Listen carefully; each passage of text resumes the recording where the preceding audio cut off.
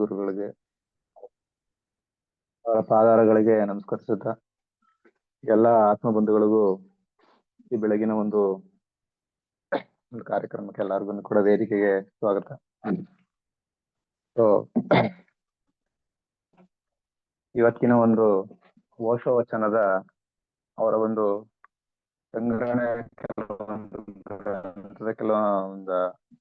ಮುಂಜಾನೆಯ ಬೆಳಕಿನಲ್ಲಿ ಅನ್ನೋ ಒಂದು ಗ್ರಂಥದ ಕೆಲವೊಂದು ವಿಚಾರಗಳನ್ನ ನಾನು ಇವತ್ತು ನಿಮ್ಗೆ ತಿಳಿಸೋದಿಕ್ಕೆ ಇಷ್ಟಪಡ್ತೀನಿ. ಮಧ್ಯದಲ್ಲಿ ಏನಾದ್ರು ಸ್ವಲ್ಪ ವಾಯ್ಸ್ ಬ್ರೇಕ್ ಆದ್ರೆ ತಿಳಿಸಿ, ನನ್ಗೆ ಮೆಸೇಜ್ ಹಾಕಿ ಇಲ್ಲ ಅಂತ ಹೇಳೋದು ತಿಳಿಸಿ. ಆಯ್ತು, okay, thank you Vinay. So ನಾವು ನಮ್ಮ ಸುತ್ತಲನ್ನ ಇರುವಂತಹ ಒಂದು ಈ ಜನಗಳನ್ನ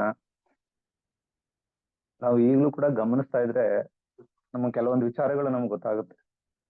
ಕೆಲವೊಬ್ರು ಏನಾದ್ರು ತಮ್ಗೆ ಸಮಸ್ಯೆಗಳು ಬಂದಾಗ ನಮ್ಮ ಕರ್ಮಗಳ ಬಗ್ಗೆ ಇರ್ಬೋದು, ಅಥವಾ ದೇವರುಗಳನ್ನ ಬೈಯೋದಿರ್ಬೋದು, ನನಗೆ ಯಾಕೆ ಈ ರೀತಿಯಾದಂತ ಒಂದು ಕಷ್ಟಗಳನ್ನ ನೀಡಿದಾನೆ ಅವರೇ ಅಂತಲ್ಲ, ನಾವೂನು ಕೂಡ ಅಷ್ಟೇ.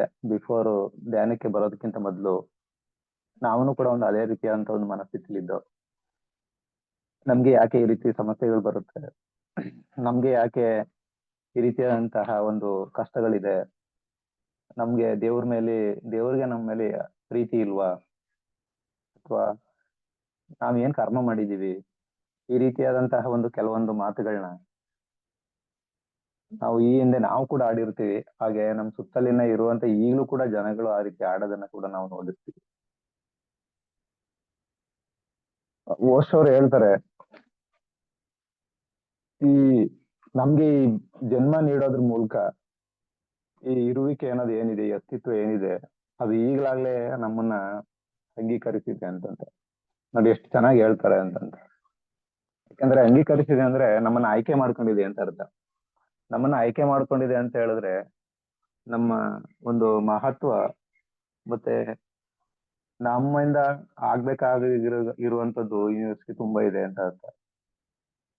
ಆ ಒಂದು ಸತ್ಯನ ನಾವು ಅರ್ಥ ಮಾಡ್ಕೊಳ್ಳೋದನೆ ಕೇವಲ ನಾವು ಭೌತಿಕವಾಗಿ ನಾವು ಬಂದಂತಹ ಕೆಲವೊಂದು ಸಮಸ್ಯೆಗಳನ್ನ ಅಥವಾ ನಮಗಾದಂತ ಕೆಲವೊಂದು ಅಡಚಣೆಗಳನ್ನ, ನಮ್ಗಿರುವಂತಹ ಒಂದು ಸಂಬಂಧದಲ್ಲಿರುವಂತಹ ಒಂದು ಗೊಂದಲಗಳನ್ನ, ನಮ್ಮ ಒಂದು ಸಕ್ಸಸ್ ಮತ್ತು ಫೇಲ್ಯೂರ್ ಅನ್ನ ಅಷ್ಟೇ ಇಟ್ಕೊಂಡು ನಾವು ನಮ್ಮನ್ನ ತುಂಬಾ ಕೆಳಮಟ್ಟದಲ್ಲಿ ನಮ್ಮನ್ನ ಯೋಚನೆ ಮಾಡ್ತೀವಿ.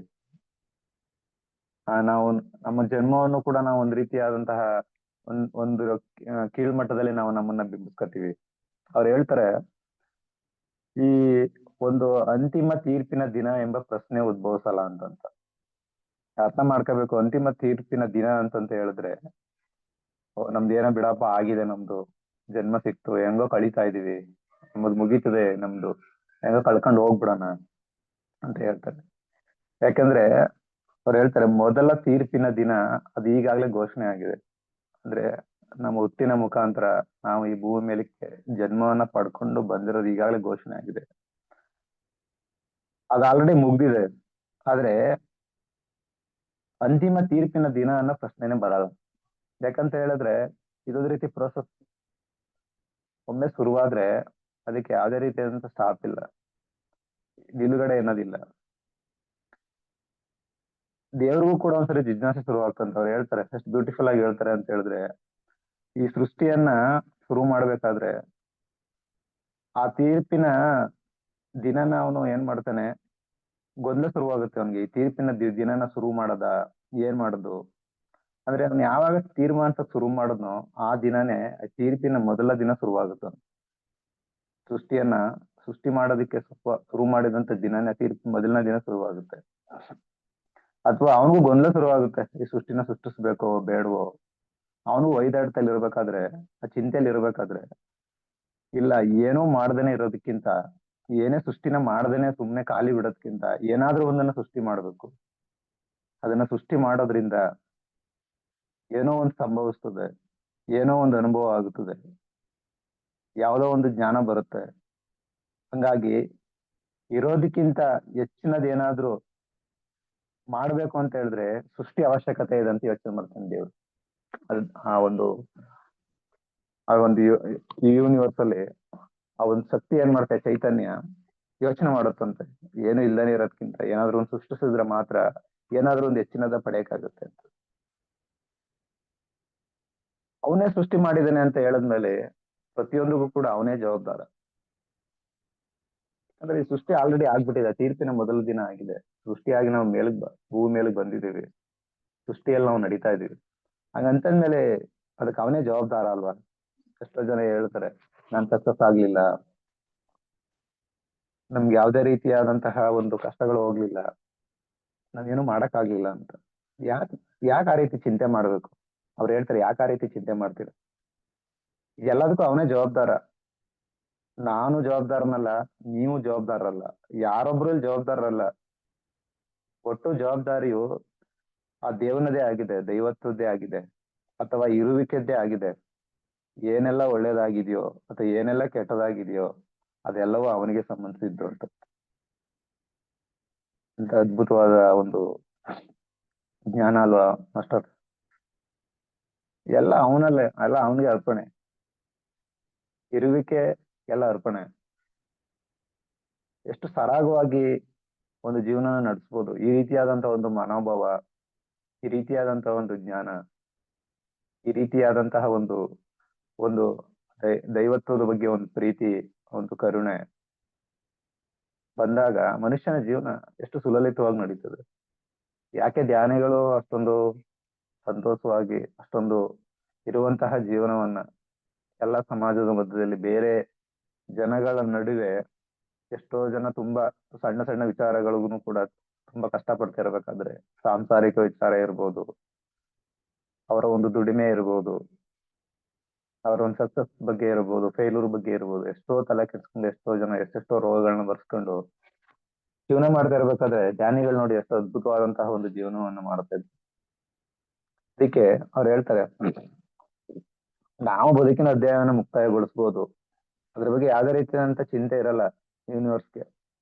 ಆದ್ರೆ ಒಂದು ವಿಷಯನ ನಾವು ಅರ್ಥ ಮಾಡ್ಕೋಬೇಕು, ಏನಪ್ಪಾ ಅಂದ್ರೆ ವ್ಯಕ್ತಿಯೊಬ್ಬ ಆಳವಾಗಿ ಧ್ಯಾನದೊಳಕ್ಕೆ ಇಳಿದಾಗ ಅಂತ ವ್ಯಕ್ತಿಯು ಮುಂದೆ ಭವಿಷ್ಯದಲ್ಲಿ ಯಾವುದೇ ಅಂತಿಮ ತೀರ್ಪಿನ ದಿನ ಇಲ್ಲ ಅಂತ ಕಾಣ್ತದೆ. ಎಷ್ಟು ಬ್ಯೂಟಿಫುಲ್ ಆಗಿ ಹೇಳಿದೆ ಅಂದ್ರೆ, ವ್ಯಕ್ತಿಯೊಬ್ಬ ಆಳವಾಗಿ ಧ್ಯಾನದೊಳಕ್ಕೆ ಇಳಿದಾಗ ಅಂತ ವ್ಯಕ್ತಿಯು ಮುಂದೆ ಭವಿಷ್ಯದಲ್ಲಿ ಯಾವುದೇ ಅಂತಿಮ ತೀರ್ಪಿನ ದಿನ ಇಲ್ಲ, ಹಾಗೆ ಚಿಂತಿಸಬೇಕಾದ ಅವಶ್ಯಕತೆನೂ ಇಲ್ಲ ಅಂತ ಹೇಳ್ತಾರೆ. ಅಲ್ವಾ? ನಿಜ ಅಲ್ವಾ? ಯಾಕಂದ್ರೆ ಕೇವಲ ಮೌನವನ್ನು ವಹಿಸಿದ್ರೆ ಸಾಕು. ಯಾಕೆ ಹೇಳೋದು ಧ್ಯಾನಿಗಳಿಗೆ ಮೌನವಾಗಿರಿ, ಮೌನವನ್ನು ಅಭ್ಯಾಸ ಮಾಡಿ, ಮೌನವನ್ನು ಅಭ್ಯಾಸ ಮಾಡಿ. ಆ ಮೌನವನ್ನು ಅಭ್ಯಾಸ ಮಾಡ್ತಿದ್ದಾಗೆ ಇರುವಿಕೆ ಕಡೆಯಿಂದ, ಈ ಅಸ್ತಿತ್ವದ ಕಡೆಯಿಂದ, ಯೂನಿವರ್ಸ್ ಕಡೆಯಿಂದ ಪ್ರೀತಿ ತಂತಾನೆ ಅರಿಯಕ್ ಶುರುವಾಗುತ್ತೆ. ಆಗ ನಮ್ಗೆ ತಟ್ಟನೆ ಒಂದು ಒಂದು ವಿಷಯ ನಮ್ಗೆ ನೆನಪಿಗೆ ಬರುತ್ತೆ, ಒಂದು ವಿಷಯ ಹೊಳಿತಿದೆ ನಮ್ಗೆ, ಆ ಇನ್ನರಿಂದ ನಮ್ಗೆ ಒಂದು ಒಂದು ಒಂದು ಎಚ್ಚರಿಕೆ ನಮಗೆ ಬರುತ್ತೆ. ಏನ್ ಬರ್ತದೆ ಅಂತ ಹೇಳಿದ್ರೆ, ಈ ಅಸ್ತಿತ್ವ ನಿನ್ನ ಮೇಲೂ ಗಮನ ಹರಿಸಿದೆ, ನಿನ್ನನ್ನು ಸೃಷ್ಟಿ ಮಾಡಿದಂತಹ ಆ ದೇವರು, ಈ ಅಸ್ತಿತ್ವ, ಈ ಬ್ರಹ್ಮಾಂಡ ಏನಿದೆ ನಿನ್ನನ್ನು ಕೈ ಬಿಟ್ಟಿಲ್ಲ, ನಿನ್ನನ್ನ ಕಡೆಗಣಿಸಿಲ್ಲ. ಹಾಗೆ ಅದು ಆಕಸ್ಮಿಕನೂ ಅಲ್ಲ. ಸೃಷ್ಟಿ ಅನ್ನೋದು ಒಂದು ಆಕಸ್ಮಿಕವಾಗಿ ನಡೆದಿರುವಂತ ಘಟನೆ ಅಲ್ಲ ಅದು. ನನ್ ಮದ್ವೆ ಹೇಳ್ದಾಗೆ, ಸೃಷ್ಟಿಸುವಾಗ ದೇವರಿಗೆ ವೈದಾಟ ಇತ್ತು ನಿಜ. ಆದ್ರೆ ಒಂದು ಅವನಿಗೆ ಅರ್ಥ ಆಯ್ತು, ನಾವೇನು ಸೃಷ್ಟಿಸ್ತಾನೆ ಇರೋದ್ಕಿಂತ ಏನಾದ್ರೂ ಒಂದನ್ನು ಸೃಷ್ಟಿಸಿದ್ರೆ ಅದರಿಂದ ಒಂದು ಅದ್ಭುತವಾದಂತಹ ಒಂದು ಜ್ಞಾನ ಬರುತ್ತೆ, ನಮ್ಗೇನೋ ಒಂದು ತಿಳಿಯುತ್ತೆ. ಹಂಗಾಗಿ ಯಾರನ್ನೂ ಕೂಡ ದೇವರು, ಈ ಸೃಷ್ಟಿ ಯಾರನ್ನೂ ಕೂಡ ಕಡೆಗಣಿಸಿಲ್ಲ. ಯಾಕಂದ್ರೆ ಇರುವಿಕೆಗೆ ಪ್ರತಿಯೊಬ್ಬರ ಅಗತ್ಯನೂ ಇದೆ. ಆದ್ದರಿಂದ ಅದು ಆಲ್ರೆಡಿ ಸೃಷ್ಟಿಸ್ತಿರೋದ್ರಿಂದಾನೇ ನಾವು ಭೂಮಿ ಮೇಲೆ ಬಂದಿರೋದ್ರಿಂದ ಅರ್ಥ ಮಾಡ್ಕೋಬೇಕು. ನನ್ನ ಅವಶ್ಯಕತೆ ಇರೋದ್ರಿಂದಾನೇ ನನ್ನ ಸೃಷ್ಟಿ ಮಾಡಿ ಈ ಭೂಮಿಯಲ್ಲಿ ಕಳ್ಸಿರುವಂತದ್ದು. ನ್ಯೂನತೆಗಳು ಸಹಜ, ಅದು ಅನುಭವಕ್ಕೋಸ್ಕರ ಇರುವಂತದ್ದು. ಏಳು ಬೀಳುಗಳು, ಕಷ್ಟ ಸುಖ, ಪ್ರೀತಿ ದ್ವೇಷ ಎಲ್ಲ ಒಂದೇ ನಾಣ್ಯದ ಎರಡು ಮುಖಗಳ ರೀತಿ. ಒಂದನ್ನ ಬಿಟ್ಟು ಒಂದನ್ನ ಯಾವ್ದು ಇರಲ್ಲ. ಒಂದನ್ನ ಬಿಟ್ಟು ಒಂದನ್ನ ಇದ್ರೆ ಅದಕ್ಕೆ ಅರ್ಥನೂ ಇರಲ್ಲ, ಅದಕ್ಕೆ ಬೆಲೆನೂ ಇರಲ್ಲ. ಯಾವಾಗ್ಲೂ ಕೂಡ ಒಂದರಿಂದನೇ ಹೋದ್ರೆ ಒಂದ್ ರೀತಿಯಾದಂತ ಒಳ್ಳೆ ಅನುಭವಗಳು ನಮ್ಗೆ ದೊರಕಲ್ಲ. ಎರಡೂ ಕೂಡ ಇರಬೇಕು. ಎರಡು ಇದ್ದಾಗ ಮಾತ್ರ ಜೀವನ ವೈವಿಧ್ಯಮಯವಾಗಿರ್ಬೋದು, ಮತ್ತೆ ಗುಡ್ ಎಕ್ಸ್ಪೀರಿಯನ್ಸ್ ಮತ್ತೆ ಅನುಭವನೇ ಜ್ಞಾನ ಆಗಿ ನಮ್ಗೆ ಕನ್ವರ್ಟ್ ಆಗೋದು. ಹಾಗೆ ಈ ಸತ್ಯ ನಮ್ಗೆ ಅರ್ಥ ಆಗ್ಬೇಕು ಅಂತ ಹೇಳಿದ್ರೆ ನಮ್ಮ ಆಂತರ್ಯದಲ್ಲಿರುವಂತಹ ದೈವತ್ವದ ವಾಣಿ ನಮ್ಗೆ ಕೇಳಿಸ್ಬೇಕು. ಯಾಕ ಈ ಇದು ಕೇಳ್ಸೋದಕ್ಕೆ ಯಾವ ಹೊರಗಿನ ಒಂದು ಭೌತಿಕವಾದಂತಹ ಯಾವ ಒಂದು ಕಟ್ಟಳೆಗಳು ನಿಯಮಗಳು ಯಾವುದೇ ರೀತಿಯಾದ ಪಂಡಿತರು ಪುರೋಹಿತರು ಯಾರ ಅಗತ್ಯನೇ ಇರಲ್ಲ.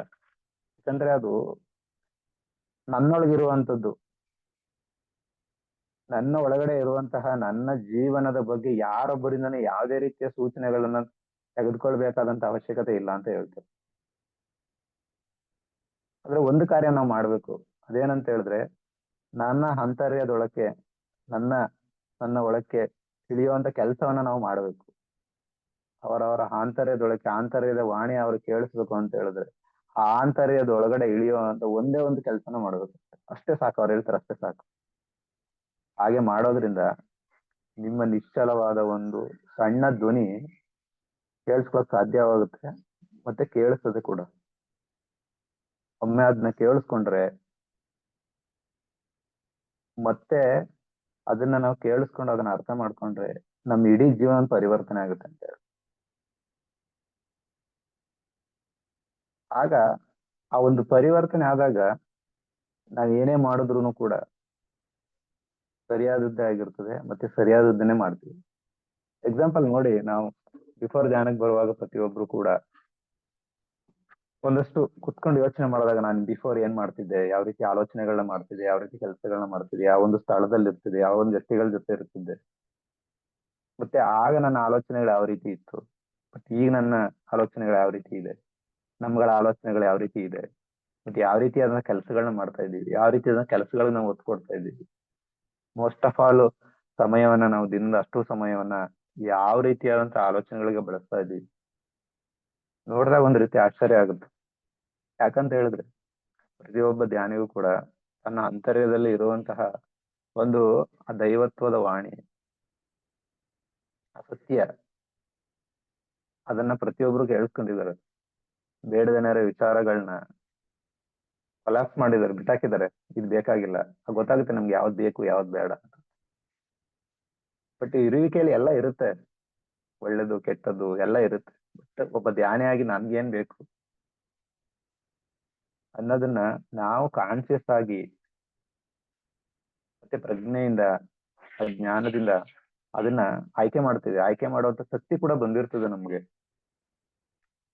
ಅದನ್ನ ಅವ್ರು ಹೇಳಿದಾಗೆ ಆಳವಾದ ಧ್ಯಾನ, ಆಳವಾದ ಧ್ಯಾನ ಇದ್ದಾಗ ಆಂತರ್ಯದ ವಾಣಿಯನ್ನು ಕೇಳಿಸ್ಕೊಳ್ಳೋದಕ್ಕೆ, ಜ್ಞಾನವನ್ನ ಪಡ್ಕೊಳ್ಳೋದಕ್ಕೆ ಸಾಧ್ಯವಾಗುತ್ತೆ. ಹಾಗೆ ಅವರು ಒಂದು ಸಾಕ್ರೆಟಿಸ್ ಒಂದು ಅಮೂಲ್ಯವಾದಂತ ಒಂದು ಮಾತನ್ನ ಕೂಡ ಹೊಸವರು ಹೇಳ್ತಾರೆ. ಏನ್ ಹೇಳ್ತಾರೆ ಅವರು ಅಂತ ಹೇಳಿದ್ರೆ, ಸಾಕ್ರೆಟಿಸ್ ಒಂದು ಹೇಳ್ತಾರೆ, ಜ್ಞಾನ ಅಮೂಲ್ಯವಾದದ್ದೆಂದು ಹೇಳ್ತಾರೆ ಸಾಕ್ರೆಟಿಸ್. ಆದ್ರೆ ಹಂಗೆ ಹೇಳಿ ಜ್ಞಾನ ಅಂತ ಹೇಳಿದ್ರೆ ಆ ಮಾಹಿತಿ, ಆ ಜ್ಞಾನದ ಮಾಹಿತಿನ ಸಂಗ್ರಹಣೆ ಮಾಡ್ತೀವಿ, ಅದು ಜ್ಞಾನ ಅಲ್ಲ, ಅದು ಅಮೂಲ್ಯವಾದದ್ದಲ್ಲ. ಅವ್ರ ಪ್ರಕಾರ ಜ್ಞಾನ ಅಂತ ಹೇಳಿದ್ರೆ ಆಂತರ್ಯದ ಬೆಳಕು ಅಂತಂದ್ರೆ, ಅಂದ್ರೆ ನಾವ್ ಯಾವ್ದೋ ಗ್ರಂಥಗಳನ್ನ ಪುಸ್ತಕಗಳನ್ನ ಯಾರಿಂದ ನಾವು ಕೇಳಿ ಸಂಗ್ರಹಣೆ ಮಾಡಿ ಇಟ್ಕೊಳ್ತೀವಲ್ಲ, ಅದು ಜ್ಞಾನ ಅಲ್ಲ. ಅದು ಕೇವಲ ಒಂದು ಪಾಂಡಿತ್ಯ, ಅದು ಕೇವಲ ಒಂದು ಸಂಗ್ರಹಣೆ ಅಷ್ಟೆ. ಆದ್ರೆ ನಿಜವಾದಂತಹ ಜ್ಞಾನ ಯಾವುದು ಅಂದ್ರೆ ಆಂತರ್ಯದ ಬೆಳಕು, ಅನುಭವದಿಂದ ಬಂದಿರುವಂತಹ ಬೆಳಕು, ಅನುಭವದಿಂದ ಕಂಡಿರುವಂತಹ ಬೆಳಕು, ದಿವ್ಯ ಚಕ್ಷುವಿನಿಂದ ಕಂಡಿರುವಂತಹ ಬೆಳಕು, ನಮ್ಮ ಆಂತರ್ಯದಲ್ಲಿರುವಂತಹ ಬೆಳಕು, ಸ್ವ ಅನುಭವ ಆಗಿರುವಂತದ್ದು. ಯಾವ ಧ್ಯಾನಿಗೆ ಸ್ವ ಅನುಭವ ಆಗಿರ್ತದೆ ಅದನ್ನ ಅವರು ನಿಜವಾದ ಜ್ಞಾನ ಅಂತ ಕರೀತಾರೆ. ಹಾಗೆ ಅವ್ರು ಹೇಳ್ತಾರೆ, ಆಂತರ್ಯದಿಂದ ಹರಿತದ್ದು, ಆಂತರ್ಯದಿಂದ ನಾವು ಏನನ್ನ ಹರಿತೀವೋ ಅದು ಇದು ಪಾಪ ಪುಣ್ಯ, ಇದು ಒಳ್ಳೇದು ಕೆಟ್ಟದು, ಈ ರೀತಿಯಾದಂತಹ ಜ್ಞಾನದ ಬಗ್ಗೆ ಹೇಳ್ತಾ ಇಲ್ಲ ಅವರು. ಅವ್ರು ಹೇಳ್ತಾರೆ ಏನಪ್ಪಾ, ಆಂತರ್ಯದ ಹರಿವು, ಆಂತರ್ಯದಿಂದ ನೀವ್ ಏನ್ ಕೇಳಿ ತಿಳ್ಕೊಂಡಿದಿರೋ, ಏನ್ ನಿಮ್ಗೆ ಆಂತರ್ಯದಿಂದ ಯಾವ ಒಂದು ವಿಷಯ ಬರ್ತಾ ಇರುತ್ತೆ ನಿಮ್ಗೆ, ಅವನದೇ ಆದಂತಹ ಒಂದು ಧ್ವನಿ ಇರುತ್ತದೆ. ಅನುಕರಣೆ ಅಲ್ಲ ಅದು, ಅವನದೇ ಆದಂತಹ ಧ್ವನಿ ಅದು. ಅದು ನಿಜವಾದ ಅತ್ಯಂತ ಅಮೂಲ್ಯವಾದದ್ದು ಅಂತ. ಯಾಕಂದ್ರೆ ಇದು ಪ್ರತಿಯೊಬ್ಬರೂ ಕೂಡ ಅನಿವಾರ್ಯವಾದಂತಹ ಸ್ಥಿತಿ. ಯಾವ ಒಂದು ಗ್ರಂಥಗಳಿರ್ಬೋದು, ಯಾವುದೇ ಒಂದು ಪುಸ್ತಕಗಳು ಕೂಡ ಕೊಡದನೇ ಇರುವಂತಹ ಜ್ಞಾನವನ್ನ, ಅವೆಲ್ಲ ಈ ಗ್ರಂಥಗಳು ಮತ್ತೆ ಮಾಸ್ಟರ್ಸ್ ಗಳಿಂದ ಹೇಳು, ಅವೆಲ್ಲ ಒಂದು ದಾರಿ, ಒಂದು ಮಾರ್ಗ. ನಾವು ಆ ವಾಣಿಯನ್ನ ಕೇಳಿಸ್ಕೊಳ್ಳೋದಕ್ಕೆ, ನಾವು ಕುತ್ಕೊಳ್ಳೋದಕ್ಕೆ ಧ್ಯಾನದಲ್ಲಿ ಯಾವ ರೀತಿಯಾದಂತಹ ಧ್ಯಾನವನ್ನ ಮಾಡಬೇಕು, ಯಾವ ರೀತಿಯಾದಂತಹ ಅನುಭವಗಳನ್ನ ನಾವು ಪಡ್ಕೊಬೇಕು ಅನ್ನೋದಕ್ಕೆ ಅವೆಲ್ಲ ಮಾರ್ಗಗಳು. ಅವು ಬೇಡ ಅಂತ ನಾನು ಹೇಳ್ಬೋದು. ಅವರದೇ ಆದಂತಹ ಒಂದು ಆಂತರ್ಯದ ವಾಣಿ ಇರುತ್ತೆ, ಅನುಕರಣೆ ಅಲ್ಲ, ಅವರದೇ ಆದಂತಹ ಆಂತರ್ಯದ ವಾಣಿ, ಅದು ಅಮೂಲ್ಯವಾದದ್ದು ಅಂತ ಹೇಳ್ತಾರೆ. ಆ ಧ್ವನಿಯನ್ನ ಒಂದ್ಸರಿ ಕೇಳಿಸ್ಕೊಂಡ್ರೆ ಯಾರು ಕೂಡ ಆ ಒಂದು ಯಾವುದೇ ಒಂದು ಒಳ್ಳೆದ್ರು ಇರ್ಬೋದು, ಆ ಧ್ವನಿಯ ವಿರುದ್ಧನೂ ಕೂಡ ಯಾರು ಹೋಗಕ್ ಸಾಧ್ಯ ಇಲ್ಲ. ಕಾರಣ ಯಾಕಪ್ಪ ಅಂತ ಹೇಳಿದ್ರೆ, ಅಂತ ಒಂದು ಅನಿವಾರ್ಯತೆನೂ ಬೀಳಲ್ಲ. ಅಷ್ಟೊಂದು ಆನಂದನ ಕೊಡುತ್ತೆ ಅದು, ಅಷ್ಟೊಂದು ಬ್ಯೂಟಿಫುಲ್ ಆಗಿರುತ್ತದೆ, ಯಾರು ಊಹಿಸಲಾಗಲ್ದೇನೆ ಇರುವಂತದ್ದು. ಪ್ರತಿಯೊಬ್ಬ ಗುರುಗಳ ಲೈಕ್ ಬುದ್ಧ ಇರ್ಬೋದು, ಜೀಸಸ್ ಇರ್ಬೋದು, ನಮ್ಮ ಪತ್ರಿ ಸರ್ ಇರ್ಬೋದು, ಅವ್ರ ಪ್ರತಿಯೊಬ್ಬರ ಒಂದು ಅಭಿಲಾಷೆ ಏನಪ್ಪಾ ಅಂತ ಹೇಳಿದ್ರೆ, ಪ್ರತಿಯೊಬ್ಬ ತಮ್ಮ ಶಿಷ್ಯಂದ್ರು ಅಂತ ಇರ್ಬೋದು, ಅವ್ರ ಏನ್ masters and my dear masters and my dear God's, ಹಾಗೆ ಆ ಏನು ಹೇಳಿದ್ದಾರೆ ಮೈ ಡಿಯರ್ ಫ್ರೆಂಡ್ಸ್ ಅಂತ ಹೇಳಿ, ಅವರ ಇರೋದ್ರಲ್ಲಿ ಅವರು ಏನ್ ಹೇಳ್ತಾರೆ ಅಂತ ಹೇಳಿದ್ರೆ, ಪ್ರತಿಯೊಬ್ರು ಕೂಡ ಈ ಆಂತರ್ಯದ ಧ್ವನಿಯನ್ನ ಕೇಳಿಸ್ಕೋಬೇಕು ಅನ್ನೋದು ಅವ್ರ ಕಳಕಳಿ ಆಗಿರುತ್ತೆ. ಪ್ರತಿಯೊಬ್ರು ಕೂಡ, ಪ್ರತಿಯೊಬ್ಬ ಒಬ್ಬ ಏನು ಈ ಎನ್ಲೈಟನ್ಮೆಂಟ್ ಪ್ರೊಸೆಸ್ಗೆ, ಈ ಆಧ್ಯಾತ್ಮದ ದಾರಿಗೆ ಬರ್ತಾರೋ, ಯಾರು ಈ ಧ್ಯಾನಿಗಳಾಗ್ತಾರೋ, ಪ್ರತಿಯೊಬ್ರು ಕೂಡ ಈ ಧ್ವನಿಯನ್ನ ಕೇಳಿಸ್ಕೊಳ್ಬೇಕು, ಅವ್ರು ಕೇಳಿಸ್ಕೊಳ್ಳೋದಕ್ಕೆ ಸಹಾಯ ಮಾಡಬೇಕು ಅನ್ನೋದೇ ಅವ್ರ ಪ್ರಮುಖ ಗುರಿಯಾಗಿರುತ್ತೆ. ಯೋಚನೆ ಮಾಡಿ, ಯೂನಿವರ್ಸ್ ನಮ್ಗೆ ಈ ದೇವ್ರು ಏನ್ ಕೊಡ್ಲಿಲ್ಲ, ಏನೋ ನಮ್ಮನ್ನ ಬಡತನದಲ್ಲಿಟ್ಟ, ನಮ್ಮನ್ನ ಈ ರೀತಿ ಕಷ್ಟಕ್ಕೆ ನೂಗ್ತಾ ಅಂತ ಯೋಚನೆ ಮಾಡ್ತೀವಿ. ಆದ್ರೆ ಆ ಯೂನಿವರ್ಸ್ ನಮ್ಮ ಒಂದು ಏಳಿಗೆಗೆ, ನಮ್ಮ ಒಂದು ಬೆಳವಣಿಗೆಗೆ, ನಮ್ಮ ಮೂಲವನ್ನ ನಾವು ತಿಳ್ಸೋದಿಕ್ಕೆ, ಆನಂದದಲ್ಲಿ ಬದುಕೋದಿಕ್ಕೆ ಯಾವ ರೀತಿಯಾದಂತ ಪ್ರಯತ್ನಗಳನ್ನ ಮಾಡ್ತಾ ಇರುತ್ತೆ. ಎಂತೆಂತ ಮಾಸ್ಟರ್ಸ್ಗಳನ್ನ ಭೂಮಿ ಮೇಲೆ ಕಳಿಸಿದ್ದಾರೆ, ಬುದ್ಧ, ಜೀಸಸ್, ಬಸವಣ್ಣ, ಪತ್ರಿ ಗುರುಗಳು, ರಾಮಕೃಷ್ಣ ಪರಮಹಂಸರು. ಯಾಕೆ ಅವರೆಲ್ಲಾರು ಕಳ್ಸಿರೋಂತ ಉದ್ದೇಶ ಆದ್ರೆ ಏನು? ನಮ್ದೇ ಆದ ಕಷ್ಟಗಳಲ್ಲಿ ಬದುಕಿ ಅಂತ ಸತ್ಯವನ್ನ ಅರ್ಥ ಮಾಡ್ಕೊಳ್ಳಿ. ನೀವು ಆಂತರ್ಯದ ಧ್ವನಿಯನ್ನ ಕೇಳಿಸ್ಲಕ್ಕೋಸ್ಕರ ಇವ್ರನ್ನೆಲ್ಲ ನಮ್ಗೆ ಕಳ್ಸಿರೋದು.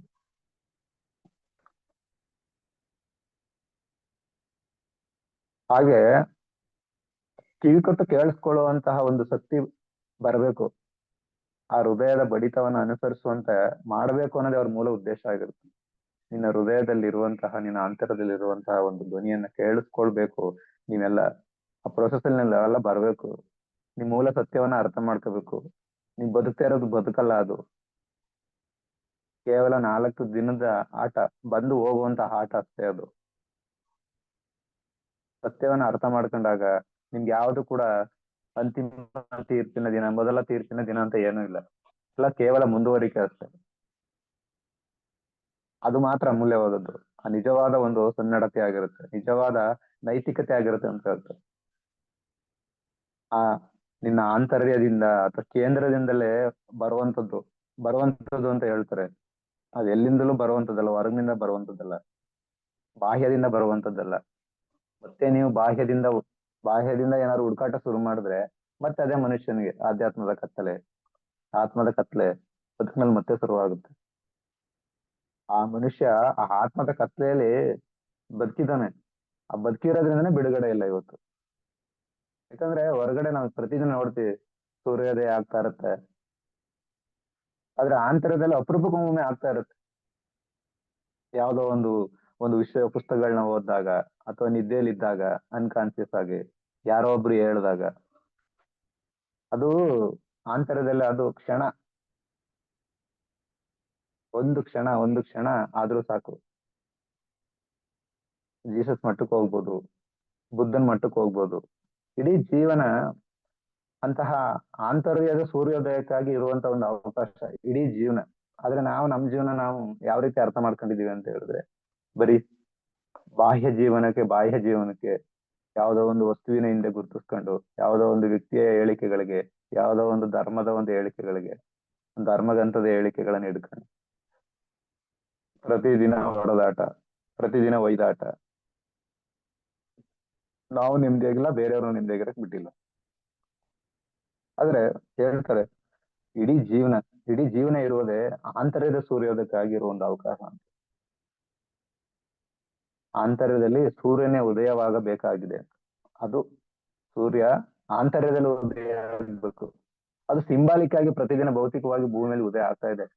ಅದನ್ನ ಪ್ರತಿದಿನ ನೋಡ್ತಾನೆ ಇದೀವಿ. ಆದ್ರೆ ಆಂತರ್ಯದಲ್ಲಿ ಉದಯ ಆಗ್ತಾ ಇಲ್ಲ. ಸಿಂಬಾಲಿಕ್ ಆಗಿ ಹೊರಗಡೆ ಆಗ್ತಾ ಇದೆ ಭೌತಿಕವಾಗಿ. ಆ ಉದಯ ಆಗುವಂತ ಸಾಧ್ಯತೆನೂ ಕೂಡ ಇದೆ. ಯಾಕಂತ ಹೇಳಿದ್ರೆ ಅದು ಕಾದಿರೋದೇ ನಮ್ಗೋಸ್ಕರ. ಒಳಗಡೆ ಕಾಯ್ತಾ ಇದೆ ಬಾಗ್ಲಾಕೊಂಡು. ನಾವು ಬಾಗ್ಲಾಕೊಂಡಿದ್ದೇವೆ, ಅದು ಒಳಗಡೆ ಕಾಯ್ತಾ ಇದೆ. ಅದಕ್ಕೆ ಒಂದು ವಚನ ಇದೆ, ಮನೆಯೊಡೆಯ ಮನೆಯೊಳಗಿದ್ದಾನೆ ಇಲ್ಲವೋ, ಮನೆಯಲ್ಲಿ ರಜ ತುಂಬಿ ಬಾಗಿಲಲ್ಲಿ ಕಸ ತುಂಬಿ ಮನೆಯೊಡೆಯ ಮನೆಯೊಳಗಿದ್ದಾನೆ ಇಲ್ಲವೋ. ಏನ್ ಮಾಡಿದೀವಿ ನಾವು? ಮನೆ ಬಾಗಿಲಿಗೆ ಬರದ ಅಂಟಿಸ್ಬಿಟ್ಟಿದೀವಿ, ನಾಳೆ ಬಾ ನಾಳೆ ಬಾ ಅಂತಂದ್ರೆ. ಅದೇನ್ ಮಾಡ್ತಾ ಇದೆ? ಪ್ರತಿದಿನ ಪ್ರಯತ್ನ ಮಾಡ್ತಾ ಇದೆ ನಮ್ಮನ್ನ ಎಚ್ಚರಿಸೋದಿಕ್ಕೆ, ಬರೋದಿಕ್ಕೆ.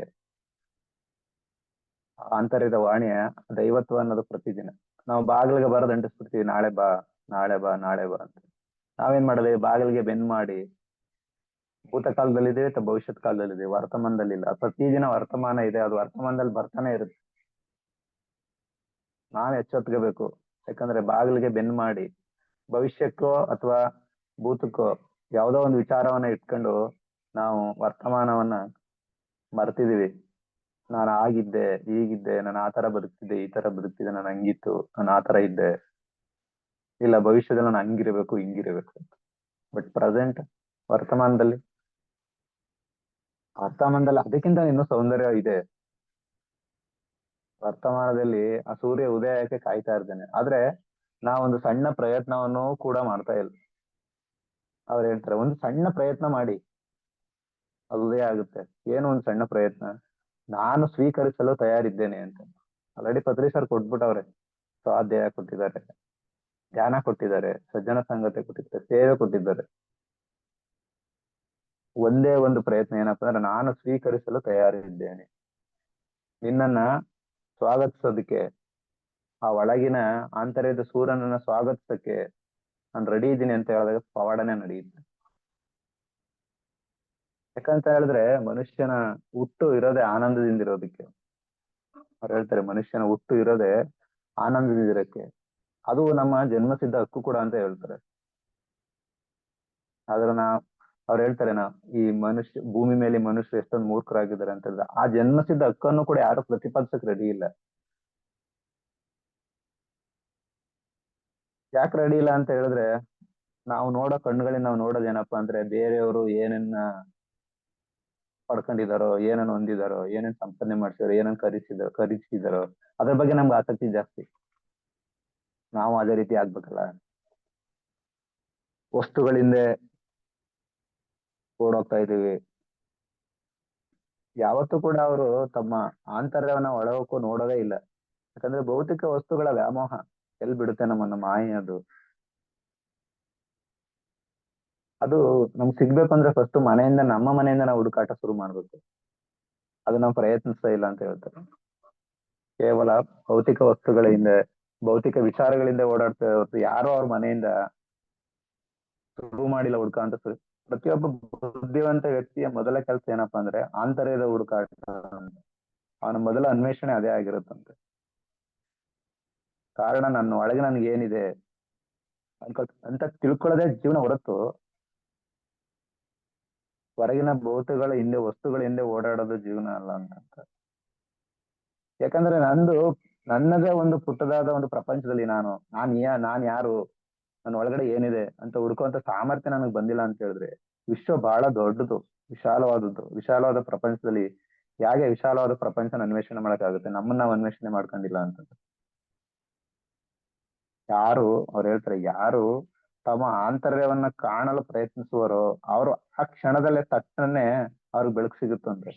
ಅಂದ್ರೆ ಯಾರು ವರ್ತಮಾನದಲ್ಲಿ ಈಗ ಇಲ್ಲಿ ಈ ಕ್ಷಣ ಯಾರಿರ್ತಾರೋ,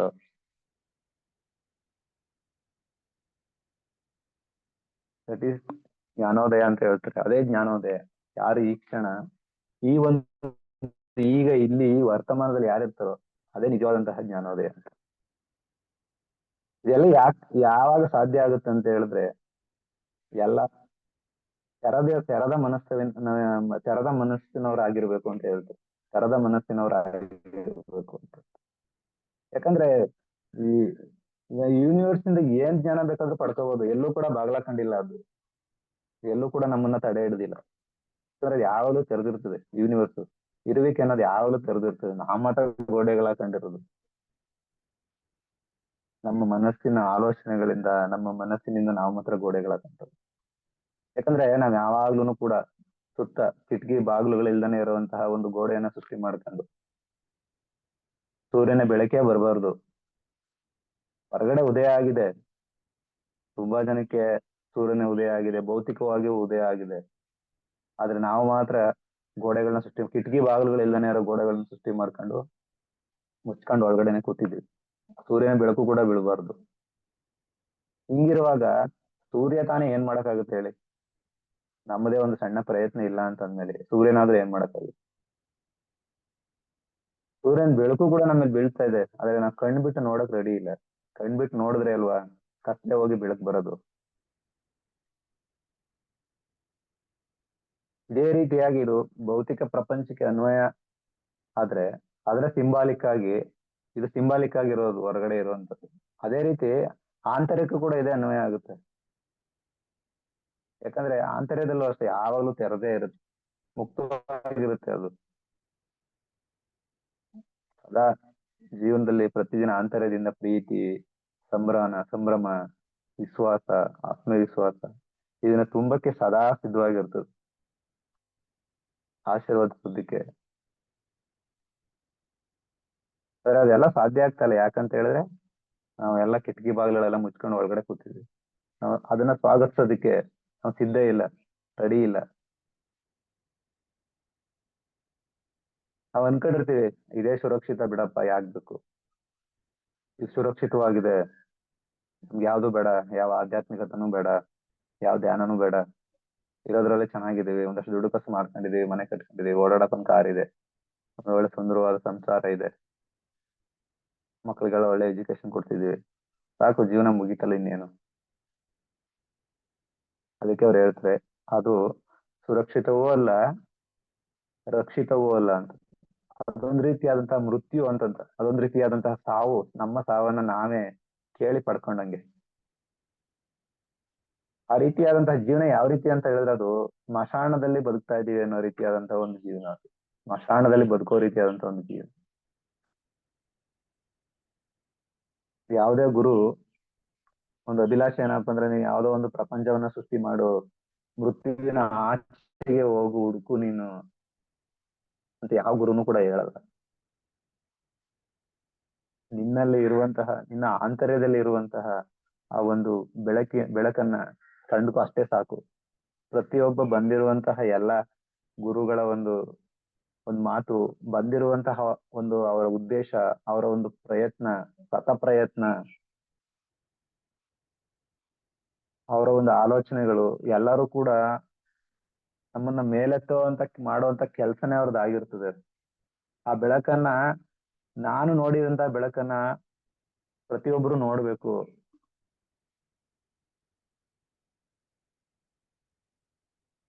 ಹೇಳ್ತಾರೆ ನೀನು ಒಳ್ಳೆಯವನಾಗಿದ್ರೆ ಮೃತ್ಯು ನಂತರ ನಿನಗೆ ಪ್ರತಿಫಲ ದೊರೀತದೆ ಅಂತಂದ. ತುಂಬಾ ಜನಕ್ಕೆ ಈ ರೀತಿಯಾದಂತಹ ಹೇಳಿ ಹೇಳಿ ಜನಗಳನ್ನ ಮೋಸಗೊಳಿಸ್ತಾರೆ. ಆದ್ರೆ ಗುರು ಆತರ ಹೇಳಲ್ಲ. ಎಲ್ಲ ನಿನ್ನ ಬದುಕಿದ್ದಾಗ್ಲೇನೆ, ಬದುಕಿನ ಕ್ಷಣದಲ್ಲೇ ಎಲ್ಲ ನಿಂಗೆ ದೊರೀತದೆ. ಒಳ್ಳೇದಿರ್ಬೋದು, ಕೆಟ್ಟದಿರ್ಬೋದು, ಪ್ರತಿಯೊಂದು ಅಷ್ಟೇ ಕಡೆ, ಪ್ರತಿಯೊಂದು ಕೂಡ ಬದುಕಿನ ಪ್ರತಿ ಕ್ಷಣದಲ್ಲೂ ಕೂಡ ನಿನಗೆ ದೊರೀತದೆ. ಅದನ್ನ ನಾನು ವಾಸ್ತವದಲ್ಲಿ ಇದ್ದಾಗ, ವರ್ತಮಾನದಲ್ಲಿ, ನಾನು ಪ್ರೆಸೆಂಟ್ ಅಲ್ಲಿ ಇದ್ದಾಗ ನಾನು ಕಂಡಂತಹ ಬೆಳಕನ್ನ ನೀನು ಕಾಣಬೇಕು. ಸತ್ ನಂತರ ಯಾವ್ದು ಒಳ್ಳೇದು ಕೆಟ್ಟದ್ದು ಎಲ್ಲಿ ಸಿಗುತ್ತೆ? ಭೌತಿಕವಾಗಿ ದೇಹವನ್ನ ಬಿಟ್ಟಾಗ ನೀನ್ ಯಾವುದೇ ರೀತಿಯಾದಂತಹ ಒಂದು ಅನುಭವಗಳನ್ನು ಕೂಡ ನೀನ್ ಪಡ್ಕೊಳಕ್ ಆಗಲ್ಲ. ಬದುಕಿದಾಗಲೇ ಅದನ್ನ ಈ ದೇಹದ ಜೊತೆ, ದೇಹ ಇವಾಗ್ಲೇನೆ ಕೂಡ ಅದು ಸಾಧಿಸೋದಕ್ಕೆ ಸಾಧ್ಯ ಇರೋದು. ಆ ಬೆಳಕನ್ನ ಕಾಣೋದಕ್ಕೆ ದೇಹವನ್ನ ಒಂದು ಅಸ್ತ್ರವಾಗಿ ಬಳಸ್ಕೊಂಡು, ಒಂದು ಒಂದು ಆಸನ ಸಿದ್ಧಿಯನ್ನ ಪಡ್ಕೊಂಡು, ಬಹಳ ಆಳವಾದಂತಹ ಒಂದು ಧ್ಯಾನ ಸ್ಥಿತಿಯಲ್ಲಿ ಮಾತ್ರ ಬೆಳಕನ್ನ ನೋಡೋದು ಸಾಧ್ಯ ಇರುತ್ತೆ. ಯಾಕಂತ ಹೇಳಿದ್ರೆ ನಾವು ಮುಂದೂಡ್ತಾ ಇರ್ತೀವಿ, ಯಾರಾದ್ರೂ ಬಂದು ಒಂದ್ ಒಳ್ಳೇದ್ ಹೇಳಿದ್ರೆ ಧ್ಯಾನ ಮಾಡಿ ಅಂತ, ಯಾಕ್ ಬೇಕು ನಮ್ಗೆಲ್ಲ ಧ್ಯಾನ? ಜನಗಳು ಹಂಗೆ ನಮ್ ಸುತ್ತಮುತ್ತ ನೋಡಿರ್ಬೇಕು, ಕೆಲವ್ರು ಹೇಳಿದ್ರೆ ಇದು ಎಕ್ಸ್ಪೀರಿಯನ್ಸ್ ಇರುತ್ತೆ ಎಲ್ಲಾರ್ಗು. ನಮ್ಗೇನಾಗಿದೆ, ಚೆನ್ನಾಗಿದ್ದೀವಿ, ನಮ್ಗೇನು ವಯಸ್ಸಾಗಿದೆಯಾ? ವಯಸ್ಸಾದಾಗ ಅಷ್ಟೇ ಉಸಿರಾಡೋದ? ವಯಸ್ಸಲ್ಲಿದ್ದಾಗ ಉಸಿರಾಡಲ್ವಾ? ಬದುಕಿನ ಅದೇ ಹೇಳ್ತಾರೆ, ತೀರ್ಪಿನ ಮೊದಲ ದಿನ ಶುರುವಾದ್ರೆ ಅಂತಿಮ ಅನ್ನೋದಿಲ್ಲ, ಎಲ್ಲಾರ್ಗು ಅವಶ್ಯಕತೆ ಐತೆ. ಯಾಕಂದ್ರೆ ಮನಸ್ಸಿನ ಒಂದು ಸೂಕ್ಷ್ಮ ತಂತ್ರ ಏನಪ್ಪ ಅಂದ್ರೆ ಮುಂದೂಡೋದು. ನಾಳೆ ಮಾಡಿದ್ರಾಯ್ತು. ಅದಕ್ಕೆ ಹೇಳ್ತಾರೆ ಆ ತಂತ್ರನ ನಾವು ಬ್ರೇಕ್ ಮಾಡ್ಬೇಕು ಅಂದ್ರೆ ಈ ಕ್ಷಣದಲ್ಲಿ ಬದುಕ್ಬೇಕು ಅಂತಂತ. ಈ ಕ್ಷಣ ಮಾತ್ರ ನಿಮ್ಮೊಂದಿಗಿದೆ, ಬೇರೊಂದು ಕ್ಷಣವಿಲ್ಲ, ಬೇರೊಂದು ಪ್ರಪಂಚವಿಲ್ಲ, ಯಾವುದೇ ಬೇರೆ ಪ್ರಪಂಚಕ್ಕೆ ಹೋಗೋ ಅವಶ್ಯಕತೆ ಇಲ್ಲ, ಬೇರೆ ಪ್ರಪಂಚವನ್ನು ಸೃಷ್ಟಿ ಮಾಡೋ ಅವಶ್ಯಕತೆ ಇಲ್ಲ. ಮೃತ್ಯುವಿನ ಆಚೆಗೆ ಹೋಗುವಂತದ್ದು ಯಾವುದೇ ರೀತಿಯಾದಂತ ಪ್ರಯತ್ನ ಬೇಡ, ಅದು ಮೂರ್ಖತನದ ಕೆಲಸ. ಈ ಇರುವಂತ ಪ್ರಪಂಚನ ದೇವರು, ಬೇರೊಬ್ಬ ದೇವರಿಲ್ಲ ಅಂತ. ಯಾಕಂದ್ರೆ ಆ ದೇವರು, ಆ ದೈವಾಂಶ, ಮತ್ತೆ ಅದ್ ಯಾವ ಬೆಳಕು ಏನಿದೆ ಅದು ನಮ್ಮೊಳಗಡೆನೆ ಇದೆ, ಬೇರೆ ಪ್ರಪಂಚದಲ್ಲಿ ಹುಡ್ಕೋಕ್ಕಾಗುತ್ತೆ. ತುಂಬಾ ವಿಶಾಲವಾಗಿರುವಂತ ಪ್ರಪಂಚ. ಫಸ್ಟ್ ನಮ್ಮ ಪ್ರಪಂಚದಲ್ಲಿರುವಂತಹ ಬೆಳಕನ್ನ ನಾವು ಕಂಡ್ಕೋಬೇಕು. ಈ ದೃಷ್ಟಿಕೋನ ಪ್ರತಿಯೊಬ್ಬರಲ್ಲೂ ಕೂಡ ಬಂದ್ರೆ ಅದು ಈ ಒಂದು ಇಡೀ ಜೀವನವನ್ನೇ ಪರಿವರ್ತಿಸ್ತದೆ, ಮತ್ತೆ ಪರಿವರ್ತನೆ ಆಗುತ್ತೆ ಕೂಡ. ಸಾಮಾನ್ಯ ವಸ್ತುಗಳು ಕೂಡ ಧ್ಯಾನಿಗಳಿಗೆ ಇವತ್ತು ಸುಂದರವಾಗಿ ಕಾಣಿಸ್ತದೆ. ಯಾಕಂತ ಹೇಳಿದ್ರೆ ಅದೇ ವಸ್ತು, ಅದೇ ಸಂಸಾರ, ಅದೇ ಒಂದು ಕೆಲಸ, ಅದೇ ಒಂದು ಸಮಾಜ ಮೊದ್ಲು ಇತ್ತು ನಾವು ಧ್ಯಾನಕ್ಕೆ ಬರೋದಕ್ಕಿಂತ ಮೊದಲು. ಬಟ್ ಈಗ ಧ್ಯಾನಕ್ಕೆ ಬಂದ್ಮೇಲೆ ನಾವು ಅದನ್ನ ನೋಡೋ ರೀತಿನೇ ಚೇಂಜ್ ಆಗಿದೆ. ಯಾಕಂತ ಹೇಳಿದ್ರೆ ಅದು ತನ್ನ ಸತ್ಯನ ಅರ್ಥ ಮಾಡ್ಕೊಂಡಿದ್ದಾರೆ. ಯಾಕಂದ್ರೆ ಅವ್ನ್ ಗೊತ್ತಾಗಿದೆ ಇದು ಮಾಯ, ಇದು ಯಾವ ತರ ಒಂದೇನು ಹೋಗುತ್ತೆ, ಇದು ಸತ್ಯವಾಗಿರುವುದು ನನ್ನ ಆಂತರದಲ್ಲಿರುವಂತ ಬೆಳಕು ಮಾತ್ರ, ನಾನೇ ಅದು. ಹಂಗಾಗಿ ಸಾಮಾನ್ಯ ವಸ್ತುಗಳು ಕೂಡ ಸುಂದರವಾಗಿ ಕಾಣಿಸ್ತದೆ. ಯಾಕಪ್ಪ ಅಂದ್ರೆ ಆ ಸತ್ಯ ನಮ್ಗೆ ಅರ್ಥ, ಪ್ರತಿಯೊಬ್ಬ ಧ್ಯಾನಿಗೂ ಅರ್ಥ ಆಗಿರುತ್ತದೆ. ಎಷ್ಟೇ ನಿರಾಶವಾಗಿದ್ರು ಕೂಡ ಅದು ಪವಿತ್ರವಾಗಿರುತ್ತದೆ. ಎಲ್ಲರನ್ನು ಕೂಡ ಗೌರವಿಸ್ತೀವಿ ಅವನ್ನ. ಸಾಮಾನ್ಯವಾದದ್ದು ಕೂಡ ನಮ್ಗೆ ಆಗ ಅಸಾಮಾನ್ಯವಾಗಿ ಕಾಣಿಸ್ತದೆ. ಎಲ್ಲರ ಬದುಕಲ್ಲೂ ಕೂಡ ಅಸಾಮಾನ್ಯವಾದದ್ದು ಕೂಡ ಬಂದ್ಬಿಡ್ತದೆ. ಎಲ್ಲರೂ ಕೂಡ ಅವ್ರ ಆಲೋಚನೆಯಲ್ಲಿ, ಅವ್ರ ಮನೋಭಾವದಲ್ಲಿ, ಅವ್ರ ನಡ್ಕೊಳ್ಳುವಂತ ರೀತಿಲಿ, ಮಾತಲ್ಲಿ, ಅವರು ತಾವು ತಾವು ತಿನ್ನುವಂತಹ ಊಟದಲ್ಲಿ, ಎಲ್ಲದ್ರಲ್ಲೂ, ಒಂದ್ರಲ್ಲಂತಲ್ಲ, ಜೀವನದಲ್ಲಿ ಪ್ರತಿಯೊಂದು ಯಾವ್ದು ಭಾಗ ಆಗಿರುತ್ತದೆ ಎಲ್ಲದ್ರಲ್ಲೂ ಒಂದು ಬದಲಾವಣೆ ಬರುತ್ತೆ. ಸತ್ಯವನ್ನ ಅರ್ಥ ಮಾಡ್ಕೊಂಡ ಮಾತ್ರ. Thank you master, thank you so much ಇಷ್ಟೊಂದು ಅವಕಾಶ ಕೊಟ್ಟಿದ್ದಕ್ಕೆ. Vinay. Yes, thank you, sir. Thank you Vinay.